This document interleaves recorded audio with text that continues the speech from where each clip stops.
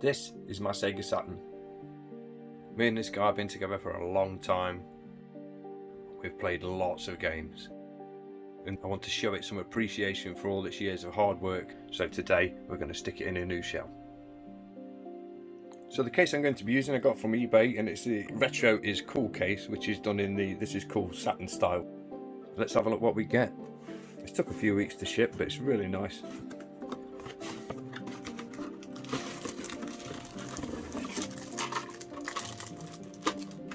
Here we have a new outer shell for my system. And as always with all the things I put in new shells, it's in the deepest possible purple you can get. I just really love the look of this one. It's come with the labelling on as well, which is really cool. Nice slow opening lid. So what we're going to do is strip down my Japanese machine now and get this all transplanted over. So we now need to remove all the peripherals from this that I've got plugged in at the moment, so we can unscrew it. I've been using my wireless pad, which these aren't too bad. If you're playing something that requires super pinpoint control, then I would go with wired pad. Otherwise, these are really good for RPGs, etc. But we'll look at that another time. Pop that out. Get rid of the old action replay.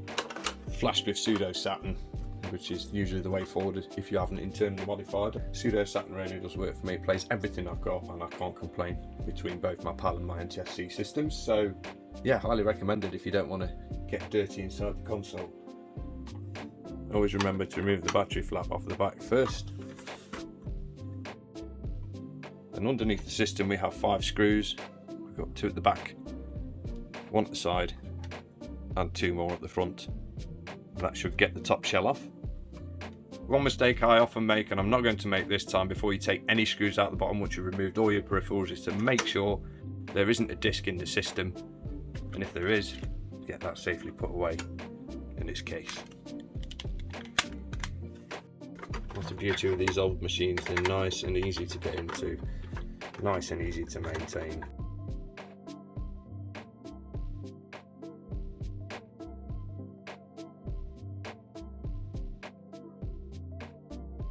So 2 at the back, then 1 more at the side.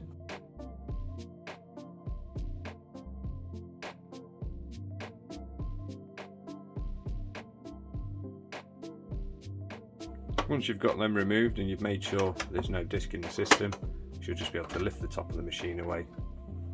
Before we put this to one side, we just need to remove the stem from the reset switch, as we will be needing this later in the install. Now, I've added a new power supply to this one, so if you haven't, there will be a longer power supply in here, and usually there's a screw at the front and 1 in the power supply there, but depending on the version, there may be screws in different places, so check your power supply when you open it up. Once you're done removing the screws from the power supply, before you unclip it from the case, make your way to the back of the system. There'll be 2 more to remove where the power supply is there. The one on the back of your system may be different, as this one is not the original, so yours may just come out with 2 screws. Mine do have bolts on the back. And once you've done that, you can just lift the power supply out the back of the machine, and that's detached from the case. So now that's done, what we'll do is remove the CD drive by unplugging this cable here, and the same goes for the ribbon connector, which you just pull. Next we need to flip the CD drive in order to get access to the screw in the centre.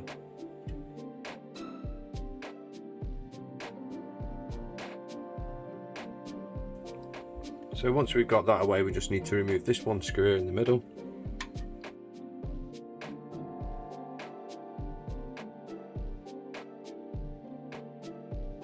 Then work your way carefully around the outside of the case, removing all the screws holding the circuit board and the heat shield down.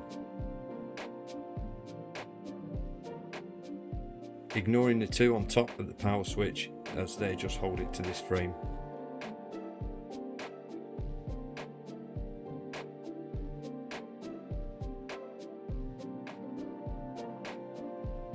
That's the power switch detached from the case. Now you can safely remove the power supply.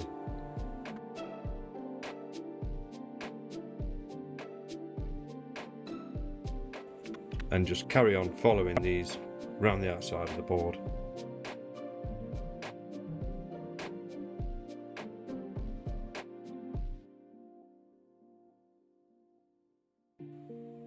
once the screws are removed, we can lift the RF shielding and tray mount out of the way, just by lifting and poking the cables through. Make sure to poke the cable through for the power so it doesn't get snagged. Now that's all removed, we can bring the new case in and start transplanting parts over into the new base. Take this opportunity while your machine's open just to clean it all out and make sure there's no muck or dust in there. Now that's all done and the system's clean and sorted, we can begin transplanting the parts from one case to another. So what I tend to do to get the board out of this is lift it from the cartridge slot like that and push the board backwards until it lifts away, as the controller ports do push into the front of the case, making it quite difficult to just lift it away. So always remember to push it back slightly to get those clear of the ports on the system. So we'll just put that to one side for a second and I'll clean out any muck or dust that's appeared on the RF shielding on the inside. Even though I clean this regularly, these things do get dusty and dirty at the back. So now we've cleaned that off, we'll just lift that out of there, drop it into the new case, and that's an absolute perfect fit. And we're now done with this, other than a piece of my power supply that's fallen off. So all we need to do now is just put the components back in, get it all screwed up, but remember when you're putting the board back in to slot the controllers into the controller ports at the front of the machine before you lower the back of the board, otherwise you won't get that in. Once that's done, what we need to do is drop the CD tray mount back on the top with the shielding, remembering to poke the ribbon cable through the hole on the right hand side, and especially making sure to get the power cable for the drive bay through the hole just above the power light. So now that's on, what we do next is to drop in the screws around the edge of the board again to secure that all down. As with all these new things, the plastic has never been tapped before, so the screws may be a little more difficult to get back in than they were to remove, as you have to tap the plastic by forcing the screw in.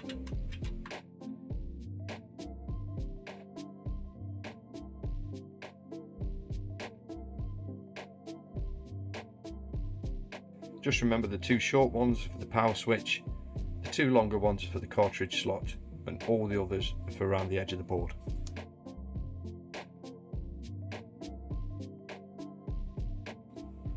Next we put the power supply back on. The first thing to do is to drop it on the pins, get that nice and secure there, and then attach any screws that are needed up here if you've got the standard power supply. So now we put the power button in at the front of the machine, just making sure to tuck that grey cable in along the way as it tends to snag. You'll find a happy enough place to get that in there.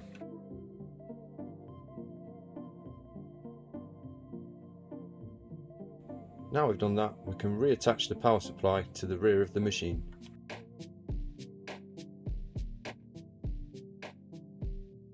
Now we've got the power supply in, it's time to bring the CD drive back and get that reattached to the top. The easiest way to reinstall this is to lay the drive on its side, then you can pull the cable down to reattach that in the centre. Then the drive can just be laid back on top as it was, nice and snug in its new home. When I've got it stripped down this far, I'll just use a bit of isopropyl to clean the lens. Never wipe it with your finger, it just makes things 10 times worse. Now you need to plug your ribbon cable back in and the power supply. With that, everything should now be connected to your system. The only thing that remains to be done with this new kit is to pop on my new power button. Lovely. So now we're on the home stretch, it's just a case of putting the lid on the machine and putting those 5 screws in the bottom. But just remember, before we pop the top back on the console, you need that stem from earlier, and just pop that in the bottom of the reset switch, and then we're good to go. Another thing I like about this kit as well is it comes with all the stickers on the case, so you haven't got to try and peel them off your original, unless you want the original stickers. In this case, I'm not particularly that bothered. But it's a nice touch there, so we'll get all these screws popped in the bottom as well.